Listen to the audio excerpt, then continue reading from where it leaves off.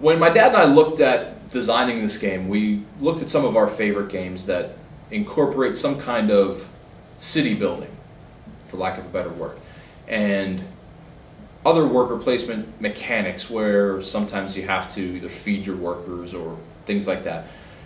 We wanted to have something like that incorporated in Lords of Baseball. We thought about, what could you do? How could I build up my team and have someone maybe help tear it down a little bit as I'm trying to build it up? And the concept of free agency came up, and the concept of retirements came up. So we intertwined this concept of retirements and an amateur draft where we let the old come out and the new players come in. Retirement works really simple. If you check out the retirement chart here on the screen, you'll see there are numbers of die rolls that you could possibly have. And some of them go into the negatives because there are cards that give people minus DRMs on this track. And you'll see the lower the number, the more people retire, and the more people that end up retiring, the more players you have to replace them with. And in the draft phase, all that means is you have to pay out a certain amount of money. So I might have to pay $2,000 to sign some extra players. The way free agency works is you'll see on the list some players become free agents. Free agents are an open auction.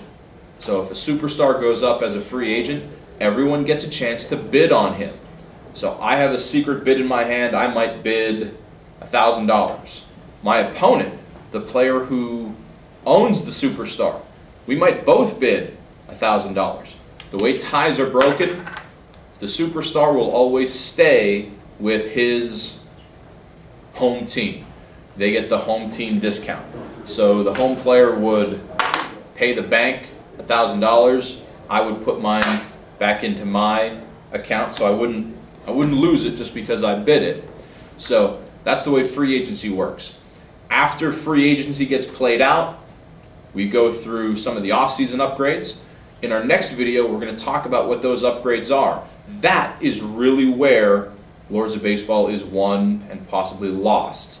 Those off-season upgrades, especially if you're in last place, you got to take that money that the VP leader gave you and invest it. Next video will show you how you do that. Stay tuned.